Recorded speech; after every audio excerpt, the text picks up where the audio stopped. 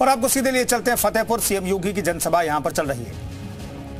Samajwadi party की सबसे बड़ी विशेषता क्या कि समाजवादी पार्टी ने नौजवानों के हाथों में तमंचे पकड़वा दिए।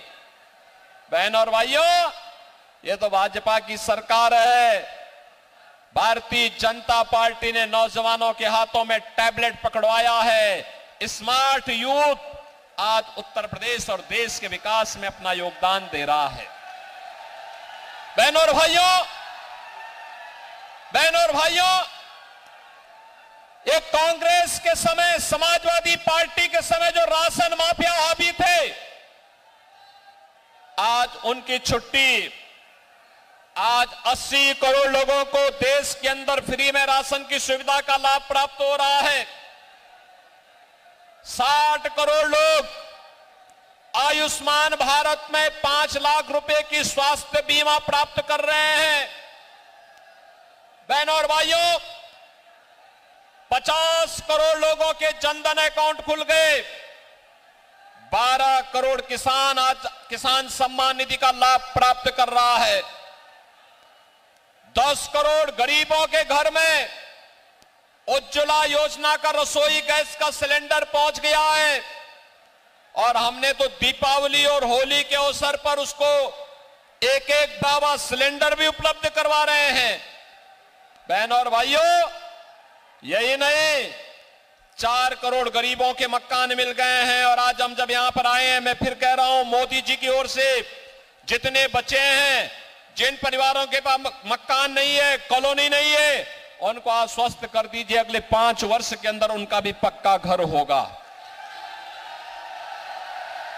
70 वर्ष से ऊपर के हर बुजुर्ग को बोल दीजिए उसके पास उसका आयुष्मान का कार्ड होगा और 5 लाख रुपए की सुविधा स्वास्थ्य का, वो कहीं भी जाकर के अपना उपचार करा सकता है, सरकार उसका पैसा देगी।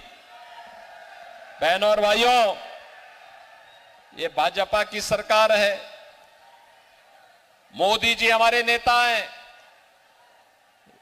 बोलते कम है, करके दिखाते हैं। ये जितना भी दिया है, क्या किसी का चेहरा देख करके दिया? किसी की जाति, किसी का मत, किसी का मजहब, किसी की क्षेत्र या भाषा देख करके दिया है? मोदी जी ने तो कहा सबका साथ, सबका विकास। एक तरफ मोदी जी के नेतृत्व में सबका साथ और सबके विकास के साथ आत्मनिर्भर और विकसित भारत की परिकल्पना को साकार करने के लिए भारतीय जनता पार्टी है, जो विकास भी कराती है, गरीब कल्याण भी कराती है, आतंकवाद और नक्सलवाद पर नकेल भी कसती है, सुरक्षा को, देश की सुरक्षा को पुख्ता भी करती है। आतंकवाद के हाल तो ये थे, कांग्रेस के समय विस्फोट होते थे, निर्दोष लोग मरते थे। और जब हम संसद में इस मुद्दे को उठाते थे तो कांग्रेस के नेता क्या कहते थे? तत्कालीन प्रधानमंत्री कहते थे आतंकवादी सीमा पार के हैं। और आज बहनों और भाइयों, कितना परिवर्तन हुआ है? आज परिवर्तन कितना हुआ है कि आज आतंकी घटना नहीं घटित होती, लेकिन अगर कहीं पे पटाखा भी जोर से फट जाए तो सबसे पहले पाकिस्तान सफाई देता है, कहता मेरा हाथ नहीं है। देश की धमक कैसे होनी चाहिए, ये नेतृत्व पे निर्भर करता है, वह मोदी जी ने करके दिखाया है। और बहनों और भाइयों, लोग तो सुधर ही रहा है, पर लोग को सुधारने की भी गारंटी मोदी जी ने दे दी है, रामलला को अयोध्या में विराजमान करके कर दिए ना। आप मुझे बताओ, जिसने भी कमल चुनाव चिन्ह पर वोट दिया 14 में और 19 में, 17 में और 22 में, वो कह सकता है कि साहब राम मंदिर का निर्माण तो हमने कराया है, वो कह सकता है। और ठीक है, मोदी जी का नेतृत्व है, मोदी जी हमारे नेता हैं, मोदी जी देश के प्रधानमंत्री हैं, लेकिन मोदी जी को ताकत या योगी जी को ताकत आपके एक वोट ने दी है। जो हमारे विधायक और सांसद चुन के जाते हैं ना, यही हमारी ताकत है। और आपकी इस ताकत के बल पे अयोध्या में 500 वर्षों के बाद रामलला विराजमान हो गए। और रामलला विराजमान होने के बाद रामलला ने अपना जन्म उत्सव भी और अपना होली का उत्सव भी अयोध्या में ही मनाया। अब आप अपनी वर्तमान और भावी पीढ़ी को बोल सकते हैं, कह सकते हैं राम मंदिर का निर्माण हमने कराया है। बोलिए, दावे के साथ कहिए। और यही नहीं, जब परलोक जाने का नौबत आएगी तो परलोक में भी पूर्वजों को बताएंगे। क्या बताएंगे? कहिए, आपके संकल्प की पूर्ति हमने की है, अयोध्या में रामलला को विराजमान कर दिया है। प्रभु की भी कृपा होगी और पूर्वजों का आशीर्वाद भी प्राप्त होगा। बहनों और भाइयों, भारत की सफलता पर, भाजपा की सफलता पर कांग्रेस और इंडी गठबंधन को अच्छा नहीं लग रहा है। वे सब बौखलाए हुए हैं, गुमराह करने वाले वक्तव्य दे रहे हैं, अनर्गल प्रलाप कर रहे हैं। और अब तो हालत ये हो गई है, आप सोचो, मैं फतेहपुर में आया हूं, ये मेरी चौथी सभा है आज की। और समाजवादी पार्टी को सभा करने के लिए कहीं जगह नहीं मिल पा रही है, जनता जनार्दन नहीं आ रही है। जनता जनार्दन करिए भैया, आप लोग घर में ठीक हैं, आप बाहर निकलेंगे तो सुरक्षा को खतरा हो जाएगा। जनता जनार्दन की, जनता जनार्दन ही नहीं मिल रही है। और इसीलिए अब वे केवल प्रेस वार्ता तक सीमित हो गए हैं। कल मैं कांग्रेस और समाजवादी पार्टी के अध्यक्षों की प्रेस वार्ता देख रहा था। प्रेस वार्ता में कुछ भी नया नहीं, केवल वही रटी रटाई बात, गरीबी हटा देंगे। अरे पिछले 54 वर्षों से देश इस नारे को सुन रहा है, गरीबी तो हटी नहीं। भारत को धमकी देते हो कि पाकिस्तान के पास एटम बम है, भारत को धमकी देते हो कि पाकिस्तान के एटम बम है, पाकिस्तान के खिलाफ मत बोलो। अरे कम से कम कुछ तो रहम करो अपने पे। ये नया भारत है, छेड़ता नहीं है, लेकिन कोई छेड़ेगा तो छोड़ता भी नहीं है। और आज भी मैं एक प्रेस वार्ता सुन रहा था समाजवादी पार्टी के अध्यक्ष की और आम आदमी पार्टी के अध्यक्ष की।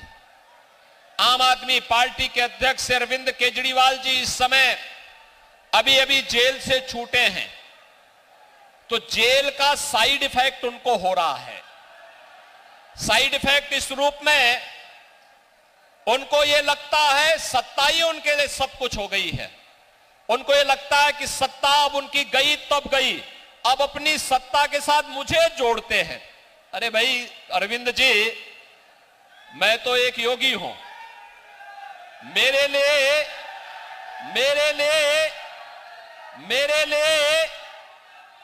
लिए नेशन फर्स्ट है। देश के लिए, सनातन हिंदू धर्म के लिए एक बार नहीं 100 बार, एक जन्म नहीं 100 जन्म में हम सत्ता को ठुकरा सकते हैं, लेकिन देश और सनातन धर्म के लिए अपना सर्वस्व न्यौछावर करेंगे।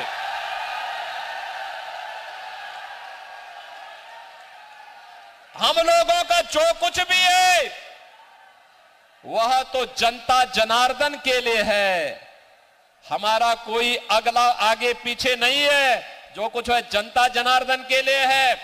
जैसे पहले थे वैसे ही आगे भी रहने वाले हैं।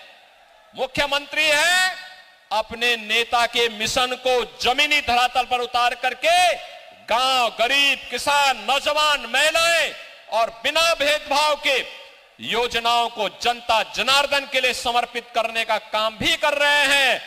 और साथ साथ बेटी और व्यापारी की सुरक्षा की पुख्ता व्यवस्था भी कर रहे हैं।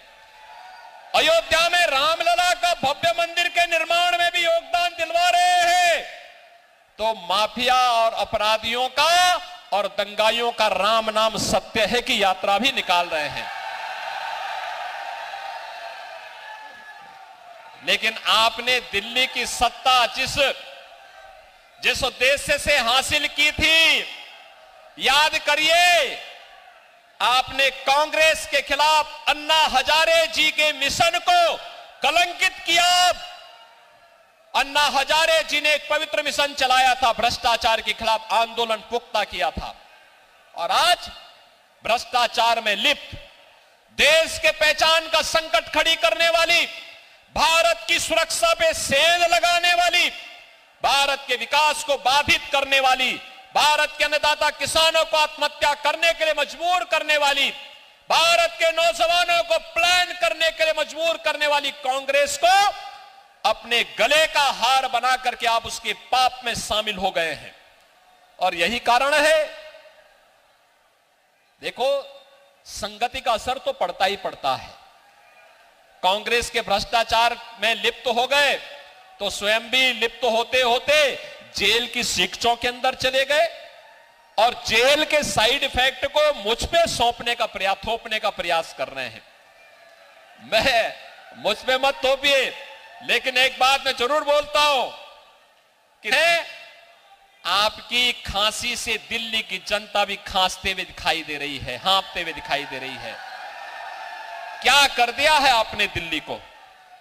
अरे आपको स्कूल का मॉडल देखना है तो मोदी मॉडल देखो।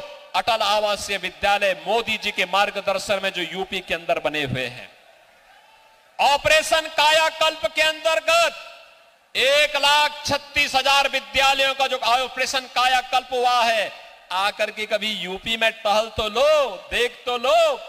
वैसे विधानसभा चुनाव में अपने भाग्य को आजमा चुके हो। उत्तर प्रदेश की जनता जनार्दन ने मोदी जी का समर्थन किया है, आपके प्रत्याशियों की जमानत जब्त करवाई है, और आपको कहा है कोई आपके लिए ठिकाना यूपी के अंदर नहीं हो सकता है। और इसीलिए मैं आपसे फिर कहूंगा, आपको अन्ना हजारे के मिशन को आगे बढ़ाना चाहिए था। दिल्ली की जनता को स्वच्छ माहौल देना चाहिए था।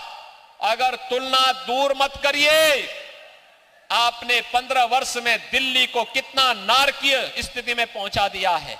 आज दिल्ली की तुलना आप नोएडा, गाजियाबाद से ही कर लीजिए, उत्तर प्रदेश की बात तो छोड़ दीजिए, बहुत स्पष्ट नजर आएगी फर्क क्या है।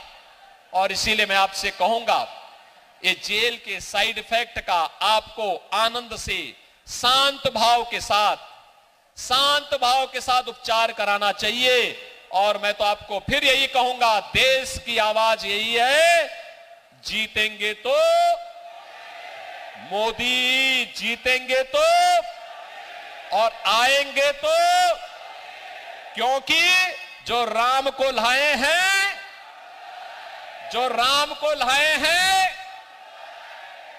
और फतेहपुर को तो कहना ही क्या है, राम की भक्ति ने ही यहां चुनाव लड़ रही है।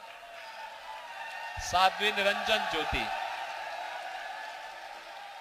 उन्होंने भी कभी सोचा नहीं था कि मैं विधायक बनूंगी, सांसद बनूंगी, केंद्रीय मंत्री बनूंगी।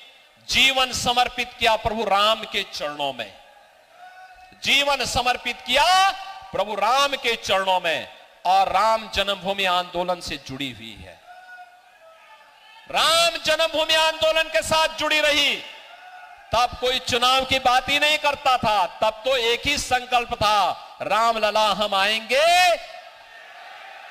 तब तो एक ही संकल्प था, कभी उन्होंने सोचा नहीं, कभी नहीं, एक बार सपने में भी नहीं सोचा था। संकल्प एक ही था कि मेरे प्रभु राम अयोध्या में फिर से विराजेंगे, इसके लिए चाहे हमें कोई भी कुर्बानी क्यों न देनी पड़े, हम लोग देंगे। और साध्वी निरंजन ज्योति उस परंपरा को आगे बढ़ाने वाली ज्योति है। और इसलिए फतेहपुर वासियों, वे विकास के लिए भी कार्य करती है, सनातन हिंदू धर्म के लिए भी उनका पूरा जीवन समर्पित है।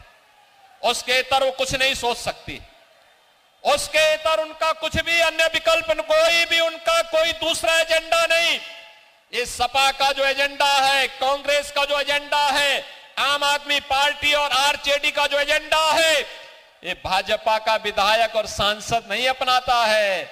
उनके लिए तो रामलला सब कुछ है, सनातन संस्कृति सब कुछ है, और भारत माता की सुरक्षा और भारत माता का सम्मान सब कुछ है। और ये जनता जनार्दन ही ईश्वर का रूप है। लोकतंत्र को बचाने के लिए इसकी सेवा ही अपने जीवन का उद्देश्य मानता है।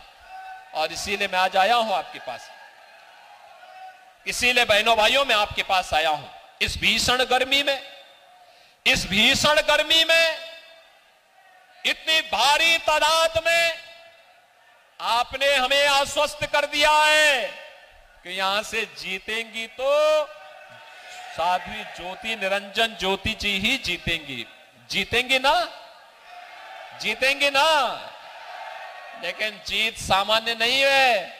इस बार की जीत ऐतिहासिक होनी है। ऐतिहासिक। ऐतिहासिक कैसे?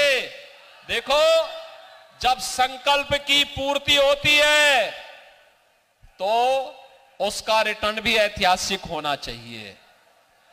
अब ये चुनाव केवल निरंजन ज्योति और समाजवादी पार्टी की नहीं है, ये तो राम भक्त और रामद्रोही के बीच का चुनाव हो चुका है। जो भी राम भक्त है, जो भी राम भक्त है, वह भी इस बात को देखे कि आपका, आपके पूर्वजों का, आपकी पीढ़ियों का जो संकल्प है, वह संकल्प इन सब ने पूरा किया है और मोदी जी के नेतृत्व में पूरा किया है। इसलिए संकल्प को भी दक्षिणा के रूप में इतने भारी बहुमत से विजयी बनाना है। केवल कमल ही कमल, कमल ही कमल, कमल ही कलम कमल दिखना चाहिए। और पूरा फतेहपुर लोकसभा सीट पर, पूरे उत्तर प्रदेश में हर ओर, हमें हर ओर केवल भाजपा भाजपा ही दिखनी चाहिए। और एक ही संकल्प जो उत्तर दक्षिण पूरा पश्चिम पूरे देश में, मैं ये गाना पूरे देश के अंदर सुनता हूं। कहीं भी, जम्मू कश्मीर में, कन्याकुमारी में, पूर्वोत्तर में, तमिल, आपके त्रिपुरा से लेकर के असम के अंदर या उड़ीसा के अंदर हो या बंगाल के अंदर, या फिर मैं पश्चिम में जाता हूं, महाराष्ट्र के अंदर सुदूर समुद्र के कोने पे भी जाता हूं, यही सुनता हूं, जो राम को लाए हैं हम उनको लाएंगे। और बहनों और भाइयों, यहां तो राम को लाने वाले साक्षात बैठे हुए हैं। इसलिए आप सबसे मेरी अपील है, चुनाव जिता के भेजेंगे ना साध्वी निरंजन ज्योति जी को? दोनों हाथ उठाकर मुझे बता दो भैया। देखो, ये मेडिकल कॉलेज, सड़क, बिजली, पानी, राशन सब कुछ तो मिला है। और आगे जो भी कहेंगे, देखो, सुरक्षा और विकास ये मेरी जिम्मेदारी, ये जिम्मेदारी मेरी है। और बिना संकोच के करते हैं कार्य, बिना लांग लपेट के कार्य करते हैं, बिना किसी रुके डिगे थके डरे, बिना किसी उसके काम करते हैं। जो जनता की सुरक्षा के लिए खतरा है, हम उसको कहते हैं यार तुम्हारा धरती पे रहना बेकार है, जाओ कहीं और की यात्रा करके आ जाओ। और स्वीकार्य नहीं। केवल और केवल जनता जनार्दन के सब कुछ राष्ट्र के नाम, सब कुछ जनता जनार्दन के नाम, सब कुछ प्रदेश के विकास के नाम। और प्रदेश के विकास का मतलब फतेहपुर का विकास। और बहनों और भाइयों, इसीलिए हम लोग आपके पास आए हैं। इस अभियान को आगे बढ़ाना है और इसके लिए भारी बहुमत से विजयी बनाना है। बनाएंगे? बनाएंगे? जहां तक आवाज जा रही है, दोनों हाथ उठाकर मुझे एक बार आश्वस्त करो। लेकिन इसके लिए आपको दो काम करना होगा। एक, घर घर जाकर के साध्वी जी के लिए उनका प्रतिनिधि बन करके, मेरा प्रतिनिधि बन करके, मोदी जी का प्रतिनिधि बन करके घर घर जाकर के लोगों को जय श्री राम बोलना पड़ेगा और कहना पड़ेगा कि पहले मतदान फिर कोई और अन्य काम। बोलेंगे? बोलेंगे? बोलेंगे?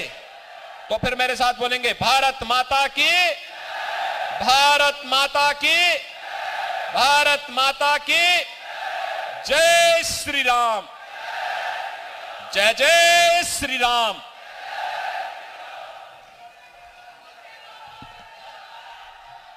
तो फतेहपुर में सीएम योगी की जनसभा को आप सुन रहे थे। जो राम को लाए हैं हम उनको लाएंगे, ये जनता कह रही है। इसका जिक्र मुख्यमंत्री योगी आदित्यनाथ अपनी सभा में एक बार फिर से करते हुए फतेहपुर यहां पर पहुंचे थे साध्वी निरंजन ज्योति के समर्थन में वोट की अपील करने के लिए।